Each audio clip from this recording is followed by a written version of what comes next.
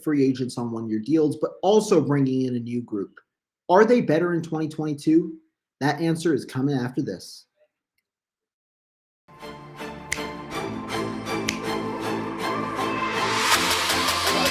Let's go get him. Let's go get him today, man. Let's go. Hey, dominate on 3. 1, 2, 3. Dominate.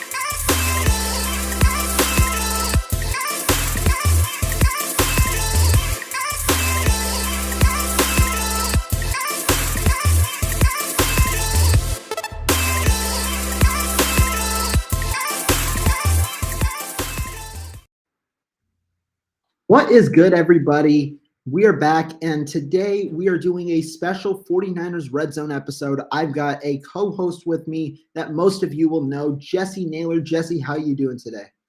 I'm doing fantastic, Rohan. Happy to be here. Happy to be spending some time with you. One of the brighter young minds in the game. If you are not subscribed to the channel, make sure you do so. You will not be disappointed, that I guarantee.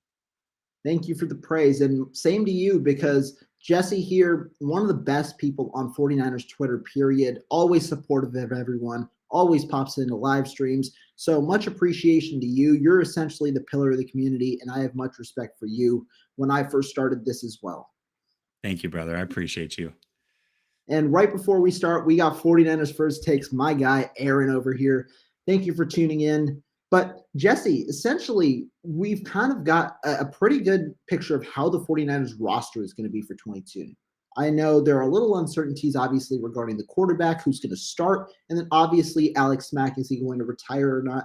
But apart from that, it seems pretty clear-cut on the roster. Just before we start, give me your thoughts originally on how the roster is going out for you, and what do you think for the 49ers in 2022? I think this roster is super, super deep. First of all, I think it's underrated.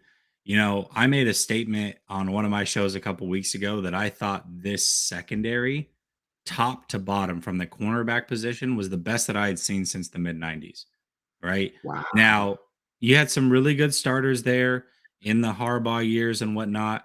But when I look at just pure coverage skills and how many guys they go deep, to me, this secondary is extremely good. It was one of the weaknesses for this team last year. It's now become a strength of theirs.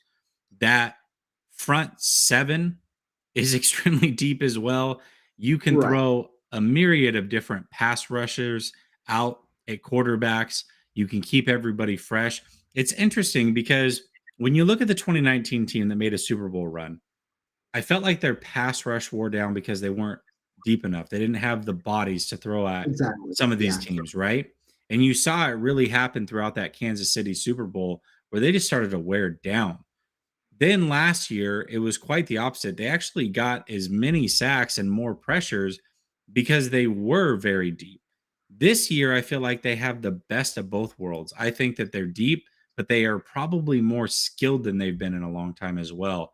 And then, you know, when I look across the offense, I look at the wide receiver position. Again, the same faces, but now a year more of experience. They've added Gray throughout the draft process. To me, I just think this 49er team is really primed to make a run, and not only make a run, Rohan, but stay relevant for a long, long time. And that's one thing that does plague some of these teams after they make these deep runs. They lose some of that depth, and now they're not really as competitive as what they were. I think this 49er team can compete for many, many years to come. I think that's a great point you bring up. And last year, when we looked at the secondary, right, like at least at the beginning of the season, it didn't seem like it was a bad unit. You had Jason Verrett, a guy coming off a near Pro Bowl season in 2020, and Emmanuel Mosley, a cornerback on the rise who had been doing a steady improvement. Those were your two outside corners, and you thought, yeah, that's a pretty good tandem. Obviously, the injuries to Jason Verrett forced guys off the street like Josh Norman. So the issue last year was the depth. But now when you look at the depth chart, the depth is off the charts, at least at the cornerback position. You brought in Charvarius Ward, who immediately slots in as quarterback number one. His man coverage skills and statistics are off the charts, not for the last year, but actually for the last 3 years. He ranks amongst the top 10 in man coverage over the last 3 years, and that is a system that the 49ers have wanted to implement for a while. It best utilizes their pass rushers, and it also gives their cornerbacks an opportunity to create plays in space, because obviously in the system that they currently run, the ability to make plays is somewhat limited. And that's a knack against the 49ers defense consistently. We can't make turnovers. Obviously, the main way we did was fumbles last year, but not interceptions. And I think that this will at least provide for more opportunities because it's a lot more one-on-one. Quarterbacks are going to be more willing to throw. And so that's another benefit for this defense. But when you look at the depth straight top to bottom, you've got Ward, you've got Mosley, but then you also brought back Jason Verrett. You still have Dante Johnson, who you re-signed. You have Diamador Lenore, Ambry Thomas, Samuel Womack, Tariq Castro-Fields. I can go on and on. And I think you're right. The depth is just very important because bodies fly in that secondary and people get injured. We've seen the top starters for the 49ers continuously get injured. So now it's nice to know that you have an insurance option kind of with this cornerback group. And before we continue, we've got some more regulars coming in. Thank you guys for tuning in. We've got your boy, 49ers throwback, Tom Bragg, who also says we added Charvarius Ward and upgraded the special teams unit. We'll touch on that in a minute. No Border Sports, thank you for tuning in. And throwback, we got you today. I don't know about Jessie. Jessie may not talk to you. No, what's up, man? How you doing? And what No Border Sports said, you got to smash that like button. And so definitely, it's definitely a dominant defense, and especially with a rookie quarterback, I think that's important. So now let's just go position by position in a way. Quarterback wise, let's start. What do you make of the group in 2022 compared to 2021?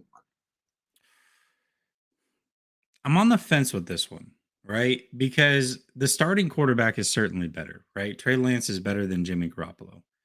But if Jimmy Garoppolo is not on this team, the quarterback position is not as deep as it was last year, right? So to me, that's not as big of a deal. I think it's interesting because 49er fans tend to worry more about the backup quarterback position than most teams, probably because Jimmy hasn't been stable from a health standpoint. Right. Yes, Trey Lance also got a little nicked up when he played, but they tried to play him like a running back. So I'm not as worried about that. I'm going to lean this year just because the starter, the guy that we expect to play most of the snaps, whether Jimmy's on this roster or not, is Trey Lance. And so to me, they are certainly better, at least at the starting quarterback position. As far as depth goes, if Jimmy is cut or traded, they won't be as good, but I don't think any of that matters. It's a backup quarterback position. I expect Trey Lance to start. I expect him to play all 17 games and into the playoffs with no issue. So I'm going to go 2022 49ers over 2021 49ers.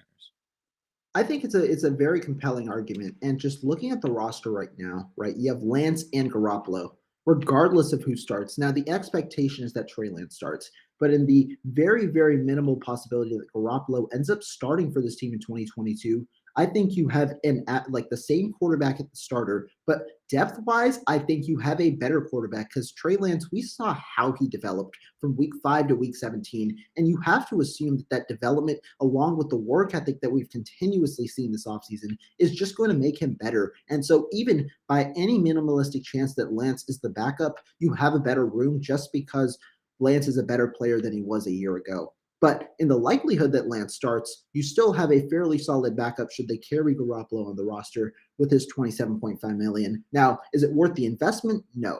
But is the player at least solid enough to be a backup quarterback in the NFL? Yes, definitely. And now, if you cut him, there is a little bit of concern because Nate Sudfeld hasn't necessarily fared well during his NFL action. But again, you're riding on the continuity of this offense around Trey Lance, and you're also riding on the quarterback that you expect to make significant strides based on what you saw in 2021. I'm just gonna be on the safe spot. I'm gonna go with neutral. I think it stays the same because I expect Garoppolo to get cut, but definitely the upside there to get better. That's fair, and that's totally fair because again, from a depth standpoint, probably not as good. From a starting standpoint, right. I do expect him to be better. So yeah, it could. I think neutral is probably fair. Yeah. Now, obviously, the running back position, one of the most important in a Shanahan offense. What do you take of this running back group in 2022? Man, well, listen, if the comparison is at the beginning of the year when Mostert was healthy, certainly not better. But we have to look at what this running back room actually was last year. You had Jeff Wilson Jr. getting injured before the season even started, standing up basically in the locker room. Then you had Mostert go down a play or two into the season, completely decimated at the running back position. Sermon couldn't stay healthy. This year, it's certainly better, right? Mitchell is going into year 2. He now knows what the NFL grind is really like. You selected a running back in round 3 in TDP. You've got Sermon coming back, should be healthy, right? And be able to contribute. Jeff Wilson, who I actually pegged to lead the team in carries last year before he got injured, he's on this roster and healthy. So just by being healthy, even though a lot of the names are the same, I have to go this year because Mostert's was not a part of things regardless. And you brought in a third round rookie that should have fresh legs and hopefully help take some of that burden. So I'm going to go 2022 49ers as well. Yeah, and I think that that's definitely a fair analysis. I actually agree here because when you look at the team, really it depends on who played. And the 49ers were extremely injury ravaged last year. Even Elijah Mitchell only get to play in 10 games. But when you look at Elijah Mitchell, I saw a lot of people kind of like disclude him in a way or kind of diminish what he produced last year. And is he necessarily a Mostert? Not necessarily. I don't think that he can really have that home run speed that Mostert has, especially if he continues to bulk up like he expects to. However, he only played in 10 games and he had 963 yards on the ground. That is almost equivalent of 100 yards per game, which is amazing for any running back, let alone a rookie. With a healthier body, given that he's going to bulk up, along with the addition of Ty Davis Price, who is going to be healthy, at least he is at the moment, as well as Jeff Wilson, who will be healthy for the majority of the season at least. You have a stacked running back group from 1 to 3. I think that that is important. And I think when you look at the 1 to 3 from last year compared to the 1 to 3 from this year, I think we've got a better group just based on pure health. Because last year it was Mitchell, then it was really who? Hasty, because the rest of the guys were injured, and then it's nobody, right? You had to get Trenton Cannon off the streets and things like that. So I do think that our running back group, just based on injury, is better this year. Don't forget about the appearance made by Jacquez Patrick is the Oh, number 2 yeah. running back against Green Oh, yeah. Bay. That was a bad spot to be in. So yeah, I mean, obviously we can't predict injury. Who knows what's going to happen this year? But just from a sheer depth standpoint, it looks a lot better already. Right. And Elijah says it here. Our running back depth was so bad last year that we had to make Debo a running back. And so, yeah, I mean, that is true. And before we continue, I want to ask you a question because this has been floating my mind for a couple of weeks. Ty Davis Price, I feel like the pick was an overreach, right? But when you look at it, let me give you a hypothetical. If Elijah Mitchell, a guy graded probably in the 5th round last year, was selected by the 49ers in the 3rd round, that's considered an overdraft, especially at a position that isn't as valuable at the running back position. But if he produced the way he produced this year, do you consider that a bad pick if it's a 3rd rounder? No, no, I don't. I mean, if he can produce at that level, no, I certainly don't have an issue with it. I think that's a great point. I just don't expect it to happen. I mean, a lot really, if you look at Mitchell, a lot had to happen, right? Right. Mitchell, arguably coming into things, was 5th running back on the depth chart, right? He had Yeah. to, Yeah. a lot of things had to happen for him to even make the 53, let alone be the guy. So, yeah, I mean, if he had that type of production, for sure, I don't expect it to happen. And I think a lot of people look at it. I, a lot of people are really low on Mitchell, and I really don't understand it, right? Exactly. Yeah. So Yeah. low that they're like, yeah, TDB's gonna come in and he's gonna be the bell cow. Are we sure No. about that? Like, that's what we really think, that he's gonna come in and get all these carries and Mitchell's not gonna touch the ball all of a sudden. Mitchell didn't lose a fumble last year as a rookie. Mitchell now has a full season under his belt, knowing exactly what to expect. And again, to me, yes, Mitchell wasn't near as explosive as what we had hoped he would be, but at the same time, he was also pretty banged up.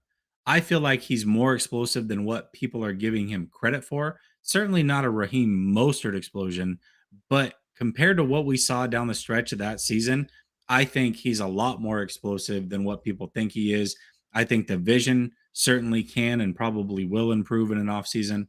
I think people are throwing Mitchell away way too quickly, in my opinion. I think Mitchell is still a factor in this run game. Right. And I'll give an underrated aspect. Mitchell had 2 targets a game last year, 20 targets in 10 Yes. games, and the 49ers continuously lack that third down option at running back. That's why Elijah Mitchell was out there, and he was productive in those receptions. 19 catches, 137 yards, and you expect a ton of them to be just screenplays, right? Or checkdowns where Mitchell has to get the yards after the catch. Ends up being 7.2 yards per reception, very valuable. And he also had the touchdown catch from Trey Lance. You could see him utilizing that role a little more, especially in a way like DeAndre Swift was utilized, where he became from a bell cow back into a more of a receiving back under Anthony Lynn. I hope that that's the case for whatever reason. I mean, we've talked about the underutilization of Kyle Juszczyk for many years. Mitchell, I don't think he dropped a pass either. I mean, we talk about reliability. They Yeah, didn't he had use him a 19 lot. catches and 20 targets, and I'm pretty confident the one was the throw to his feet in the Yes, backfield from Garoppolo. So yeah. there we go. So reliable hands. They don't utilize the running backs at all. Even when Debo was back there, they didn't utilize him a lot. And I was looking at some of the matchups that they had in the playoffs. They really had an opportunity to use Debo and Mitchell coming out of the backfield in a lot of those games. And every time they did, it was successful. They didn't do it a lot. So hopefully some of that changes with Lynn being here. But Shanahan, for whatever reason, hasn't made that a priority. And when they Right. first brought Juszczyk in, that was one of the things. A lot of people don't know me from 2019, but I remember telling my friends that I thought they could be a playoff team in 2019. And the Mhm. reason is because they have so many Swiss Army knives on this team that there's not a lot of good linebacking cores in the NFL. And that's a place that they can really pick on teams, get their linebackers in space, use their running backs, use check, use Kittle. And I thought that they could just decimate teams that way. And they ended up decimating teams, but they did it completely different. They did it obviously through the run game, but they just underutilize that backfield when it comes to pass catching. And I hope that changes because they certainly have some weapons back there. Although, to be fair, I'll say this: Garoppolo can't hit a broadside of a barn when he's got use check leaking out. So there is that as well. Yeah. And Tom brings up a good point here, especially at the back half. We talk about the running back room. One name we didn't necessarily mention was Debo Samuel. Do you believe they still need Debo Samuel as that home run hitter out of the backfield? I think that's the unfortunate thing is they didn't address that in this draft, right? When they took Gray, that pick made a lot of sense. Whether you like the player or not, the pick made a lot of sense because it's a receiver that they do not have on this roster from a speed aspect. Okay. They had multiple players that were sitting there at running back that they could have taken that were home run threats. They chose not to go that route. They chose to You're take right. a guy that, sure, I mean, over the course of a game, he can cause you to make some business decisions, but at the same time, he's not ever going to break a big run because of his speed, right? He's going to have to run some people over. So they took a guy that really they probably had hoped Sermon would be, that he ended up not being, or maybe they don't think he can be, whatever. Yeah, I think that that's a scary possibility of this. Although, what I would say is, I would expect Debo, if he's going to run, to be more of that jet sweep type role that we saw in 2019. And Right. then come playoff time, I could see where you start to mix him into the backfield a little bit. I don't think that's conducive to a long career, especially if they give him a lot of money. They don't want to blow that money. So I don't expect him to be out of the backfield a ton, at least in the regular season. Come playoff time, I certainly can see it more and more. Definitely. I thought that was an amazing point you brought up. Debo Samuel back in 2019. Remember, it's not like he just blossomed as a runner out of nowhere. He really always had that kind of role. It's just at a much limited basis and more of a jet sweep guy. 14 carries, 159 yards, and that touch, or I think it was 3 touchdowns back in 2019. That's over 10 yards a carry. That's 11.4 yards a carry. I think that if you get that production on that limited amount of carries, I think that that's very beneficial out of Debo Samuel in 2022. But you talked about Danny Gray. Let's move on to the wide receiver room, another room where the 49ers made efforts to kind of add to the depth. What do you think about the room compared to last year? Mm. I think it's, I hate to be a broken record, but I think it's a better room as well.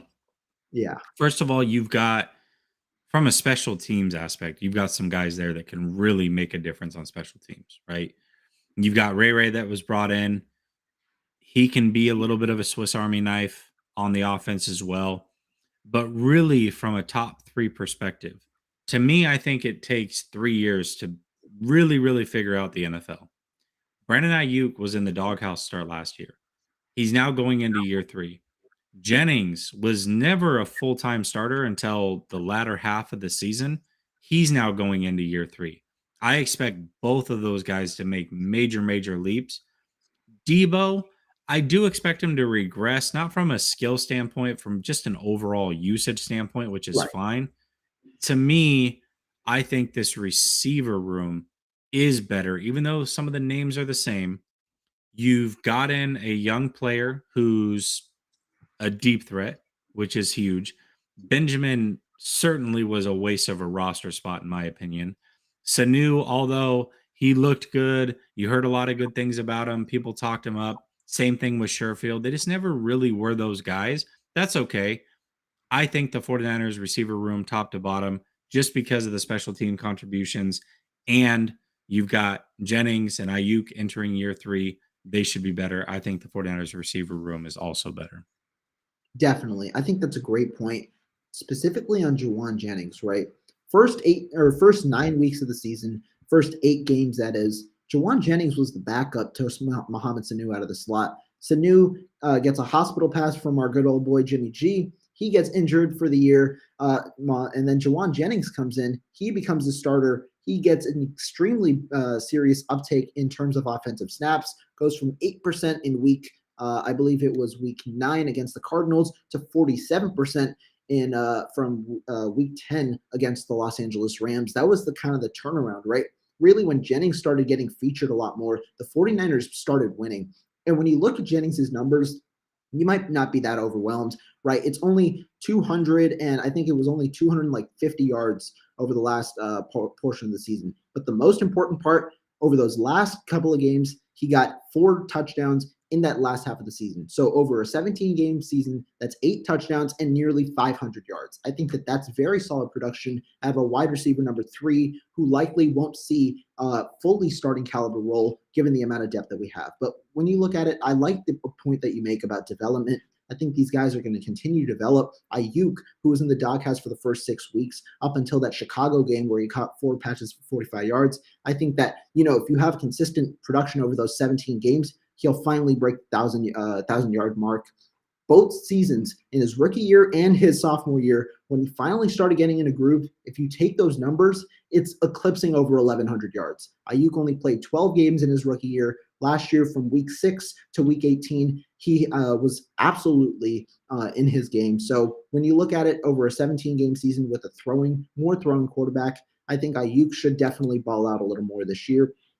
And to depth, right? We should not be playing Travis Benjamin. If you're making the playoffs, Travis Benjamin should not be getting snaps. I don't care if it's 40 snaps. I don't care if it's 10 snaps. He shouldn't be getting snaps. And now we got Danny Gray up in there. We got Ray McLeod up in there. I think the depth is certainly there. And who knows? That wide receiver number 6 is likely a pretty solid special teams contributor as well. You've got Malik Turner, Tayseer Mack, a bunch of different guys, be it undrafted free agents or veterans. So I do think that this room is deeper than last year, and it's better than the last year just based on development as well. Yeah, absolutely.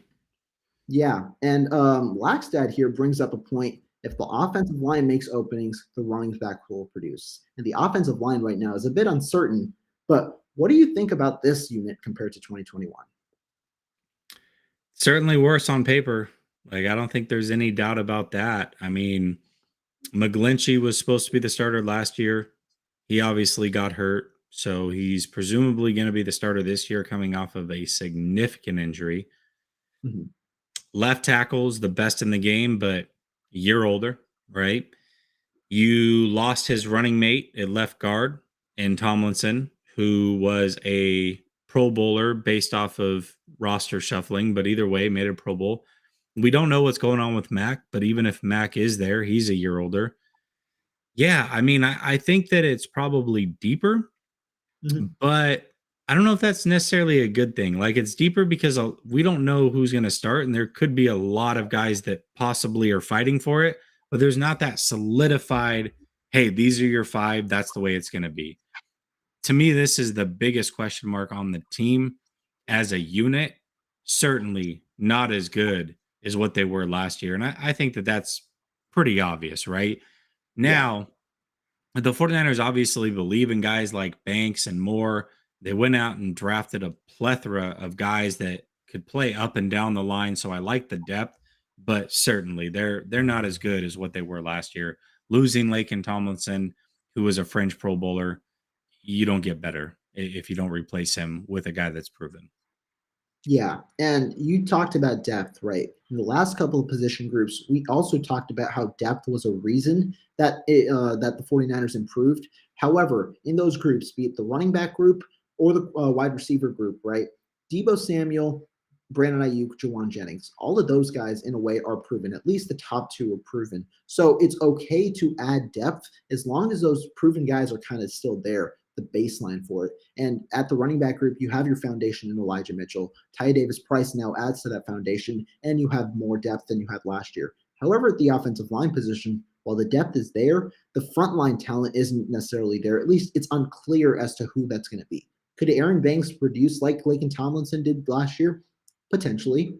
He plays alongside Trent Williams. However, we haven't seen that on the field. We haven't seen Aaron Banks practice really on the field either. He always Right. like we don't know how Aaron Banks is going to play. I know Kyle Shanahan said he was comfortable to start in Week 10 last year. However, we haven't seen Aaron Banks really practice on the field for us to have a clear diagnosis as to how he's going to play.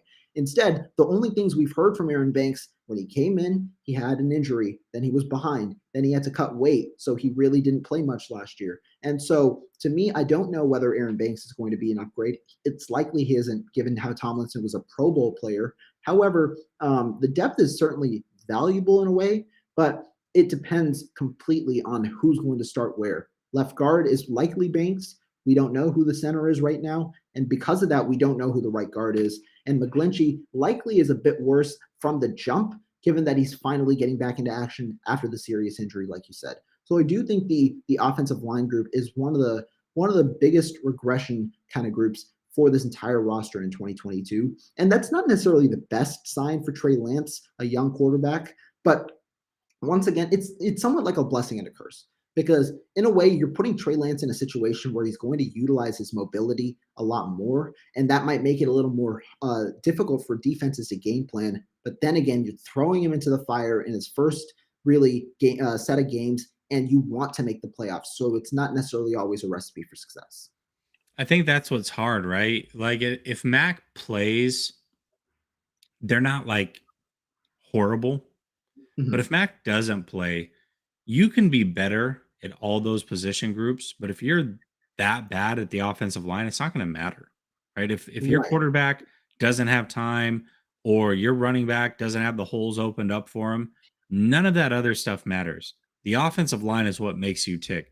Now, hopefully Mac plays and they're going to be just fine. You take a slight step back, but overall, because everybody else got better, you're going to be as good, if not slightly better overall on offense. Right. Mac doesn't play. That's a huge concern. Definitely, definitely. Unless one of those rookies kind of showcases something extraordinary in rookie minicamp that necessarily hasn't been on tape as a frontline starter like Mac is currently, it does show for a sign of regression. Now let's move to the tight end position, right? One of the positions where we've had a key starter there for a couple of years now in George Kittle. What do you think of this group kind of going into 2022 without much significant change? Yeah, I mean, it's got to be a a wash, right? Here's what I would say, and it's hard to say with Kittle, but the last 2 years he's gotten hurt essentially in week one, both years, and Mhm. been, I mean, he's limped all over the place. He's missed games, kind of a shell of what we saw in 2019 and 2018, even.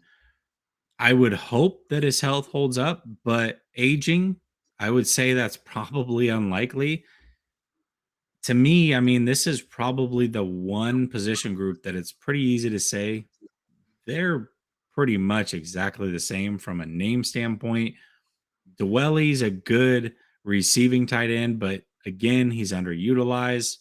Yeah, this position group is identical to what it was last year from an overall standpoint. No change here for me. Yeah, I think I agree here. I think this is the easiest group because legitimately nobody got added to this group. Like the one guy that you thought could have been added was Garrett Walston out of UNC, the undrafted guy to potentially overtake Dwelly or Warner. He got cut earlier today, so we don't really know if any change at all is going to happen, at least to the 53-man roster. Obviously, you expect Charlie Warner to get better. He had a little bit of a flash last year in the pass catching game as he is normally a blocker. I think Ross Dwelly's role kind of is going to not significantly, but gradually decrease. Last year, Warner eclipsed him in snaps played 23% to 18%, despite Dwelly having a pretty solid 2020 season in which Kittle was injured for 8 games. So I don't necessarily know what to make of that tight end group. I'm a little disappointed that they didn't necessarily address it a little more, be it in the draft or free agency, given the amount of options that were available. But going into 2022, it seems like George Kittle is the guy again in both the blocking area and the pass catching area. Yeah, absolutely. And that's the other thing, right? Like George Kittle really didn't get loose last year. He was expected to block a lot. Well, we just talked about the offensive line getting worse. So if that's the case, probably going to be expected to do the same. Hopefully that's not the case. Right. And obviously, when we talk about injury and a guy who loves to be as physical as he is, that kind of portion isn't amazing for Kittle. And Kittle last year, when you look at it, his data is kind of skewed in a way because a couple of his games really took over the majority of his production. You look at the 9-catch, 181-yard game in Seattle, then the week after that, 13 catches, 151 yards, and the week after that, 693. That accounted for us like a good portion of his production, 425 yards there out of his 910 in just 3 games played. It just shows that Kittle's performance isn't necessarily indicative of what's on the box score, obviously, because of his blocking ability. But you want him to get out there. You want him to get more targets. You want him to get more open rather than being stuck up in the rest of the games because of the blocking issues. And we don't know if that's going to change this year. Yeah, 100%. Now let's go to our bread and butter, the defensive line, which we just consistently love to add talent to. We thought we were screwed, lost DJ Jones to the Denver Broncos on a 3-year, $30 million deal. We lost Arden Key, our second highest leading guy in terms of sacks last year with 8 sacks over the second half of the season. But we added guys additionally as well. What do you think about this group going into it? Sorry, you cut out at the end. Which group was this? The defensive line group. Oh yeah. Oh, they're much deeper. I mean, that was kind of the opening statement, right? Was how deep and how talented the defensive line is. First of all, let's look at it from a standpoint of all the guys that contributed last year. All of them are back outside of one. That's DJ Jones. Now, I like DJ Jones, but for the amount of snaps that he played and what he brought to this team, I think he's replaceable, right? Especially at the price. Now, Kinlaw, that's a huge name. Kinlaw has to be able to be healthy. Sounds like he is the healthiest he's been in years, which is a great thing to hear. But until I see it, I don't necessarily believe it. But when we look at that edge, first of all, losing Arden Key, all right. He's a guy that can kick inside. Who takes that role? I look at guys like a Minahu could possibly take that role. But Hyder was very effective in this defense just a year prior. He's back. You've got Teray, who was signed before the draft. And then you add Drake Jackson. Overall, this defensive line is so deep, so talented. When I look at third down, I mean, the 4 guys you could throw out there and the combination of where they line up, I mean, the possibilities are really endless. Right. And now you've got some of these guys playing special teams. I mean, look at what Willis did last year. He saved the season in Green Bay. This guy can probably be more of a full-time special teamer because of the depth there. That helps this team as well. Overall, the defensive line, which was already a strength of the 49ers, has become a bigger strength, I believe, from season to season. I'm excited. And let's also not forget, Armstead's going to play full-time interior, which is something that Oh, he that's excelled big. at. Yeah. And Bosa's not coming off of an ACL injury. This defensive line should be much improved, and that's a scary thing for opposing quarterbacks. That last point there, Armstead is moving to the interior, to me is the most important part. I think Ark Armstead he's been so underrated for the past 2 years. You know, in 2020, a lot of people look at the production and they're like, really, you paid this guy 85 million? But Armstead really had no help on the interior when he was there and played a majority on the outside, which isn't necessarily his natural position. You move him to the interior back in week 8 of last season. Guess what? From then on, you're the number one run defense in the NFL. Before that, you're allowing 100-yard rushers, like at least on half of the games. But after that, you allow it just once, and that was to Seattle because of a fake punt. And so when you look at it, Armstead not only helps you with pass rush, as he's shown with his 10-sack season, he had 6 last year and went off in the playoffs.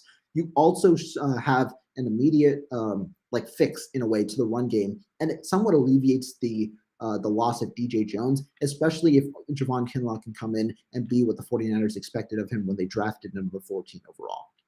But we alluded to this in the last position group. Depth is important when you have the top tier talent, and the 49ers have top tier talent at this position. Nick Bosa, Armstead, and those two guys itself are in enough, but you also have guys that can contribute, like a Drake Jackson, like an Ebukam, like a Teray, and it just goes on and on and on. And at least at this point, in a way, you have flexibility to which you know that you can, which guys, like, in a way that can be financial kind of cuts, like an Ebukam that I just mentioned. But you also have flexibility because you can just bring everybody onto the team and have a very dominant defensive line. Last year, the 49ers had 47 sacks, second in the league in sack percentage. This year, it's crazy, but they might be even better than that. Yeah, it is crazy to think about it. And you talk about that run game. 7 of the first 8 weeks of the season, they allowed over 100 yards or more. Yeah, The least that they had allowed was 94 yards, which was only eclipsed one time in the second half of the season. And that was in a loss to Seattle. They gave exactly. up games. This was back to back to back. 148 yards to Indianapolis, 176 yards to the Bears, 163 yards to the Arizona Cardinals. And then they really started to lock up, following it with 52, 54, and 67. And a lot of that was because Armstead kicked to the inside. So, yeah, that's Exactly. massive for this team. Exactly. And now we've got Mr. Instigator Chris Polo here just coming in and telling you that Kyrie is better than Dame. I just signed a petition to get you removed off of YouTube. I hope you like your channel. I love Chris is hilarious. He's low key one of the better people to Yeah, follow on Twitter. If you don't follow him, definitely. anytime he comes into a space, I mean, he's very witty off the top of the dome. Love Chris. It's like a Terrible combination take, of but love witty and Chris. smart. But yeah, Yeah. Chris is amazing. Thank you for tuning in. Witty and But smart ass is what I would say. Sure. yeah, definitely. We just talked about the defensive line, and it's crazy to continue just hitting the boat. But we are going to talk about this linebacker group, which once again is pretty damn good. What do you think about it in 2022? Oh yeah, it's certainly better. Like, okay, first of all, Warner came into last season with the whole deal thing on his mind, right? Now, he Yeah, was a professional. He showed up regardless of anything, ended up getting paid. He participated in all the offseason programs. I love that. But I think he put a lot of pressure on himself to perform because of that contract. He talked about it himself. He talked about how he wasn't playing up to the level that he expected. And really, as a coverage linebacker, was struggling early on in the season. Greenlaw missed significant time. Aziz started to ascend last year, but he had injury issues of his own. Now Aziz has a full year under him where he was pretty productive. Greenlaw is fighting to be on the field. I mean, between him and Aziz, anytime you have competition of who's on the field on third downs, that's a good thing, right? So those guys are fighting for that position. And then Fred Warner is now comfortable, right? He's comfortable playing alongside both of those guys. He's comfortable being under contract. He's comfortable. By the way, this is one thing that we haven't brought up yet. This is now year number 2 for their defensive coordinator as well, right? Mm, Who was a mm. linebacker, all right? Fred Warner had to be the key guy to that defense. There was people going down all over the place. Hopefully with more depth, more health, and D'Amico Ryans being in year 2 as a play caller, I think that significantly helps this linebacking core as well. I like the linebacker position. I really expected them to shop Greenlaw throughout the draft. That didn't happen. I'm glad that he's on the roster because now I can say without a doubt this linebacking core is better than what it was last year. Oh yeah. Oh yeah, definitely. And I mean, when you look at it, you're like, well, the same top 3 players are there. Guess what? Greenlaw is no longer suffering from that groin injury that sidelined him to all but 3 games last year. Fred Warner, like you said, no longer has anything over his head, continues to play at an elite level. And then Aziz Al-Shire no longer has to worry about those hamstring injuries that got him out in games like Week 16 in crucial games. So, like, you have a fully healthy linebacker group that now can all 3 coexist together. We didn't see that much last year. We can probably see that in multiple games this year. And then on top of that, you have special team standouts in Demetrius Lanigan-Fouts and Oren Burks, both of who played pretty damn well over the last couple of years. Now Burks comes in. He can also sub in as a linebacker. He had 36 tackles last year. Not too bad of a tackler for sure. So if you play him in the box on run situations, that's certainly the case, but also provides upside as a special teamer. I think this group got better just because of the added depth. And I think it even has the potential to get even better because we've got a couple of undrafted free agents. And given that it's D'Amico Ryans' wheelhouse, if one of these guys can develop, it's just going to bring it on for a hell of a ride for sure at the linebacker position. Well, and you might see a late preseason trade like they did last year, right? They had an Jonas overabundance of Griffith, yeah. linebackers. They were able to make a trade. Jonas Griffin traded him for a 5th rounder. Maybe Greenlaw is not necessarily safe, depending on how well some of these undrafted guys do. So we'll see how that plays out.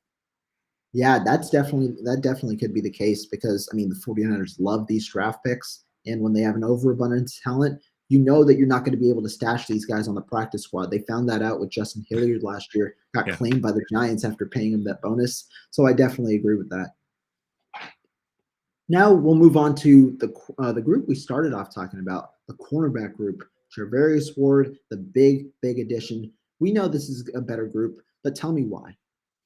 Yeah, I mean, the biggest thing was I remember entering last preseason. It was something that Grant and I talked about a ton, was how they put so much into Verrett's health, expecting this man to be healthy last year. And what do you know? He gets injured week 1, done for the season.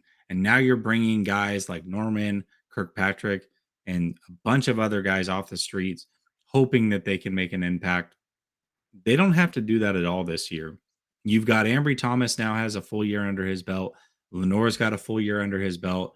They drafted 2 more guys to add to that room in Womack and Castro Fields. They brought in Charvarius Ward. Verrett, by the way, is coming back. Hopefully he's healthy. But even if he's not, you don't have to rely on him. I think also why this room is better. We talk about depth, we talk about overall skills, we talk about how some of these guys are more seasoned.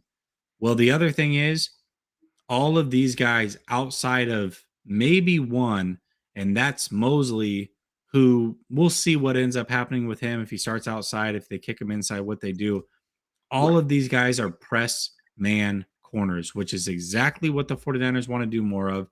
It's what I expected to see last year. I actually pegged Fred Warner being defensive player of the year because I thought they could play press man. They could have one safety over the top and they could allow Fred Warner to just go out and make plays. That ended immediately when Verrett got injured. They had to go back to more of a cover 3, cover 4 style team. That is not what they want to do. That's not what their draft picks are telling us. That's not what Yeah. their free agent signings are telling us. They want to be a press man team, and now they have the pieces to do it, regardless of even if they lose a guy or 2. Right. I mean, you talked about the draft strategy, right? We don't even have to talk about Travaris Ward first. Ambry Thomas was selected primarily as a press man corner, didn't really have much ability in zone, at least at the collegiate level. He played a bit of zone in his early starts, but towards the end of the season, when the 49ers were getting in their groove defensively, you saw a little bit of a shift more towards press man, where Thomas's strengths were kind of utilized a little more, opposite of Emmanuel Mosley. Mosley is a press man guy. He likes to be physical, and he likes to, because when you use a guy like Mosley in zone, you're taking away that physicality that kind of helps shape up his form, because he's not the biggest guy. He's a smaller cornerback, but he utilizes his coverage skills itself and his physicality to kind of overcome those little tidbits of his profile. And I think that, like you said, if we move to cover 3, that kind of takes away a part of his character that makes him so good, like the cornerback he was last year. Travaris Ward, you can put him on an island. And I hope that the 49ers continue to put players on an island this year. They haven't done that in years past. I hope they start to do that in a way this year. You can develop a little more consistency defensively. And yeah, I mean, if you do this, it opens up other players as well. I think this cornerback group not only got better with star power, but also depth. You've got a ton of guys competing.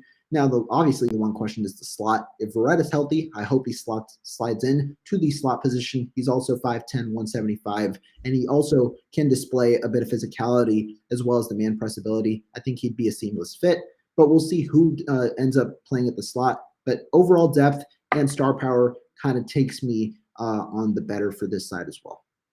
Well, in youth as well. I mean, you look at some of the guys they had to bring in last year. I mean, Kirkpatrick, they had Josh Norman. Josh Oh, boy. Norman. Verrett was expected to be a starter. I mean, they were long in the tooth last year at that position, and now they're young and vibrant. And corner is the most athletic position in all of sports, I believe. And so when you have a bunch of guys that were entering 30 plus, that was a horrible, horrible look. So Oh, yeah, most definitely. Because when you look at it, right, this year, 49ers, I think they finally learned their lesson. They've been one of the most injured teams over the last couple of seasons. It's costed them 2 runs potentially to the playoffs. So now you get to go out and you have a younger group. And not only did they sign these younger players, they signed them to long-term extensions. Travaris Ward, 3-year deal. Warren Burks, 2-year deal. George Odom, 3-year deal. I can go on and on. And the thing is, you had a guy like Stephon Gilmore, so it was very clear how the 49ers could play this out. Did they want the veteran that they've gone with years past, like a Richard Sherman, or did they want the guy who was likely to be better, possess more talent, maybe not the leadership, but definitely the talent? And they went with the younger guy in this case with the higher potential in Travaris Ward, who's reaching his prime now. I like the move for sure. And I think that with the contract especially, it's a beneficial deal for the 49ers. absolutely. Yeah. Niner by nature comes in, Debo that like button. You know how it goes. You got to Debo it, sack that like button, Will Smith that like button, do everything to that like button. Make sure you guys subscribe. And thank you all for tuning in tonight for this fantastic show. We've got a couple of position groups left. We've got to go with one that I've been pretty critical of, and that's the safety position. I want you to give me your thoughts on the safety position before I kind of bash the 49ers a bit. Well, this is an area that they left pretty wide open. Certainly a concern. I mean, we talked about how much better the cornerback position is. It's going to have to be because the safety position certainly took a step backwards. You had guys out there like a Tyrann Mathieu that I thought was ripe for the picking. They could have gotten him if they had paid him right. And looking at what he got paid, I understand he went to his hometown team, all of that. But if you had gone out early, made him a priority, I believe you could have brought a player like that in. They've so far decided to let Tart walk. We'll see what ends up happening with that long term, but it looks like he's not going to be back. Funga, I don't think he's the starter. I personally think that Moore is probably going to be the guy that wins out in camp. That's my opinion. But a lot of flaws with all these guys, whether you go with Odom, whether you go with Moore, whether you go with Funga, there is something to be desired. Now, I think all of these guys can contribute. I think special teams certainly is helped out by some of those names, but overall, none of these guys are as good as Tart. And Tart was inexpensive, so the fact that he's still out there, I wouldn't mind doing one more year. A lot of people blame him for losing the NFC Championship. That is not the case, in my opinion. certainly was not a good look with that drop. He doesn't force a lot of turnovers, but he's also in the right place at the right time. And as much as if you want to put that loss on him in the NFC Championship, well, in the divisional game, I think people forget he might have won us that game right before halftime. So it goes both ways here. That certainly is a step backwards. Ward is a stud. He's going to continue to be a stud. But yeah, opposite of him, who starts, you got three possibilities. All three are significantly worse, in my opinion, than Jaquiski Tart. Yeah, I think the 49ers, this is the position, like we had the offensive line talk, but this is the position where they got the worst this offseason. And I was really critical of this. I'm not normally too critical of a team. I try and be objective, but this, at least at this position group, when you had the capacity to get better through multiple areas in this offseason, be it the free agency period or the draft, and you chose not to do it, I think that that was a mistake on the 49ers' part. Obviously, George Odom, he's known for his special teams ability, one of the best tacklers in the entire NFL in terms of special teams capability. All pro in 2020, led the NFL with 20 special teams tackles. But when you looked at the guys on the board, especially for what fit Jimmy Ward, you needed a coverage safety. Anthony Harris, not a great safety by any means. I thought he would have been a better option in terms of a coverage safety going into his age 31 season. Terrell Edmonds, one of the best coverage safeties in the entire NFL last year, 4 interceptions, 14 PDs, passes defender, obviously, over the last 2 years. And he had only a 56.6 completion percentage allowed over the last, not last 2 years, last 1 year, 56.6 completion percentage allowed. And it was on high volume, 53 targets. So that would have been the prime candidate. And if you wanted to go younger, Terrell Edmonds is younger than George Odom at the safety. He was cheap. He was cheap. He's cheaper than George Odom as well. And I'm sure you could have got him on a 3-year deal if you provided a little extra money, which still would have been cheaper than George Odom.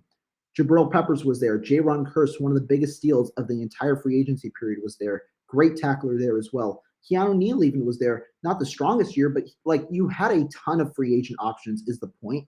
And I thought you could have gone multiple different directions where you could have gotten a coverage safety for the 49ers. Instead, they choose to go with the potential route, get George Odom, who in my opinion isn't a bad player. He's a great special teamer, but he maxed out at 43% of the defensive snaps last year. I don't think that he necessarily has the film to showcase that he is a great defender at the moment. He has the potential, obviously, to be a pretty good athlete, and he had good range last year as a coverage safety. But we got to see more from him, and I thought with the amount of available options that were proven, that was a mistake by the 49ers. Additionally, at 93, if you wanted to go potential-wise, you had Nick Cross there sitting in your lap at 93. I thought you could have gone multiple different directives at safety and choose. Instead, you choose to stay with your position, especially at a time when safety was the cheapest position available in the entirety of the free agency period, given the lack of a market and the amount of supply. So that's where I thought the 49ers kind of messed up this offseason, because with the starting caliber safety, this team would have been pretty set, especially defensively. I'm going to tell you something that my dad taught me. It's pretty funny when he said it, but it makes a lot of sense, and it's going to apply here. My dad told me when I was younger, he says, if you don't know how to tie a knot, tie a lot. And that's exactly what the 49ers have done at the safety position and at offensive line. They don't necessarily have a for sure starter, but they got a lot of depth, and they'll make a competition out of it, and the best player will start because of it. But that's not necessarily a good thing. Sounds like they don't know how to tie a knot, so they're just going to tie a lot and hope that it works. Here's what I will also say about that safety position. The one good thing is we talked about the cornerbacks. They want to play a lot more press man. So that means a lot more cover one, which means only one high safety. Ward certainly can play that role. No issue there. He has the range. He can do it. Now, when you go cover 2-man on 3rd and long, which is something that I expect to see from them, that's where it's going to get a little bit iffy. We'll see how that works out. But overall, that is some of the saving grace is probably 2/3 of the downs you're going to be in one single high safety. You've got guys that certainly can feed and fill that box. So that helps a little bit, but yeah, Tart is certainly better than what they have there currently, in my opinion. Agreed. And I mean, I saw it in the chat, and I actually agree with this comment by Naylor by Nature. I think Tariq Castro Fields could potentially be a dark horse for the safety position. And here's why. I said this, I think, a couple of minutes right after he got selected. Yeah. I thought he could be. I thought about it a little more, and when you look at it, Castro Fields, his traits are good. 4.38 speed, long length, pretty good build for a safety.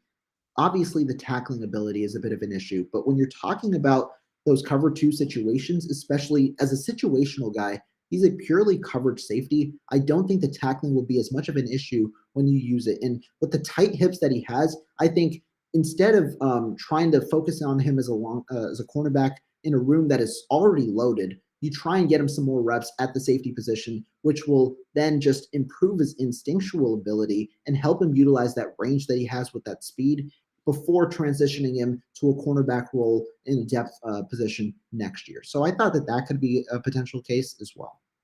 Yeah, and that's a good point. I mean, they have look if Verrett's healthy, you have Mosley, you have Ward, you have Verrett, and you have Ambry Thomas. All can play the outside.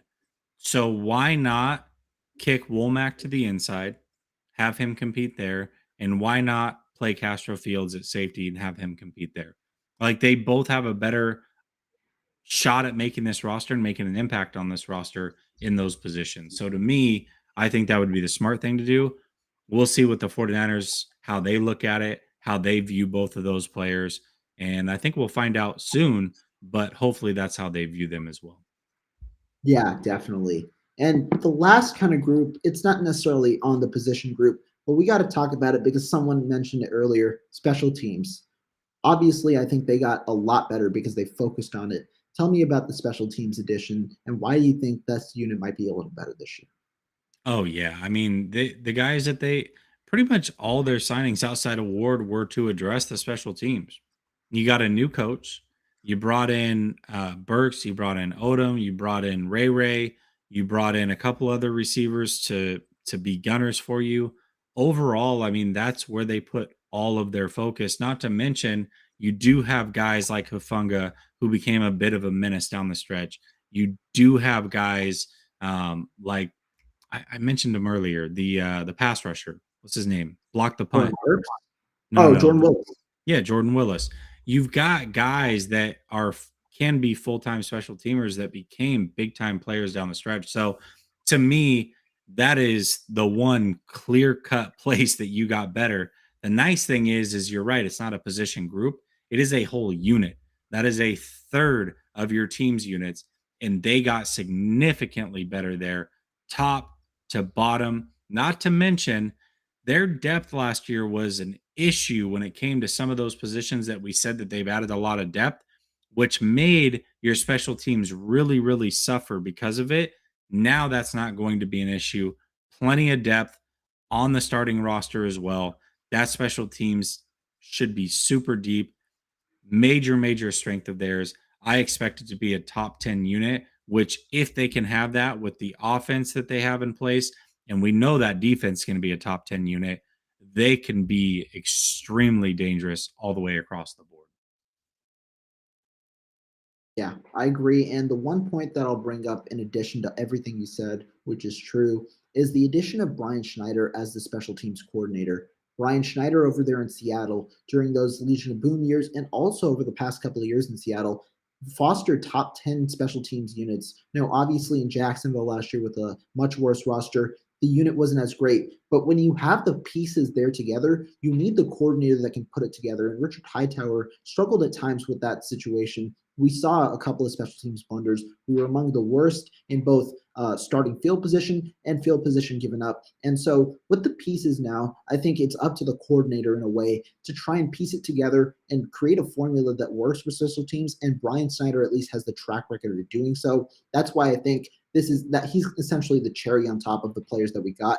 We've gotten better tacklers, we've gotten our gunners, and we have returners in guys like Danny Gray and obviously Ray McLeod. So we have a combination of everything that we needed to complete our special teams formula. I do think that unit will be better. So overall, in a way, the 49ers have improved going into 2022, despite all the speculation and all the criticism around the team about fire John Lynch, fire Kyle Shanahan. I personally don't understand it, but I do think that the team definitely improved this year despite a couple of shortcomings at certain positions.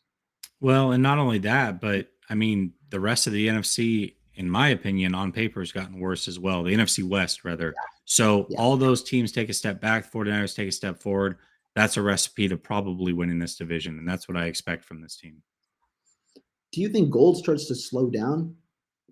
He started to slow down last year, right? Like he That doesn't boy have the can't leg kick for it. past 50. That boy cannot kick past 50. So I think the 49ers have kind of like already anticipated for it because the slowdown process has definitely started.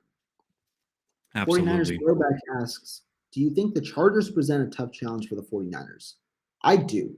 And personally, the 49ers and the Chargers, the schedule wise, it favors the 49ers because the Chargers have their bye week in week 11. The 49ers have their bye week in week 9, and it's a home game. However, I think the Chargers might be the toughest opponent. I don't think they are, but I think they at least are in consideration for the toughest opponent the 49ers might face this entire season with a strong quarterback, an improving offensive line, not necessarily a polished one, but an improving one, and a defense that just added Khalil Mack opposite of Joey Bosa to a offensive line of ours, which is completely uncertain at the moment. That's going to be a huge test. I think they really needed to improve. The one area really that they had to improve this offseason was their run defense. They signed 2 defensive tackles, spent a ton of capital for it, and they drafted one, Austin Johnson, Sebastian Joseph Day from the Los Angeles Rams. They signed, and then they drafted Tito Ogbania. So they've got a good amount of depth at the position now. I think they're pretty set going into 2022 as one of the top rosters, and I actually expect them to win the AFC West despite such a tough division. I'm with you. I have them winning the AFC West. I said it last year that I thought that during the season, I said this is the Chiefs last year to run this division. The Chargers Right. are coming. The Chargers certainly have went out and addressed all their weaknesses. That team is extremely good. Herbert's phenomenal. And sadly, I actually think the 49ers lose that even though they're coming off of a bye. I agree with you there. Tom brings up Will Reicher, the Alabama kicker that might be drafting. Just be wary of what you ask for because if you're telling the 49ers to draft kickers and punters, it's going to be in the 3rd or the 4th round. So it'll be a good player, but we're going to be Mitch 2.0 and draft a guy in the 3rd round probably next year. So that's going to happen. But everyone, thank you so much for tuning in. This has been a phenomenal show with a phenomenal co-host with me today. Jessie, thank you so much for coming by. And yeah, be sure to let us know where people can find you in case they want to go check out your channel and everything like that. Yeah, absolutely. You can find me at Last Second Sports on YouTube. You can find me on Twitter at jnay_LSS.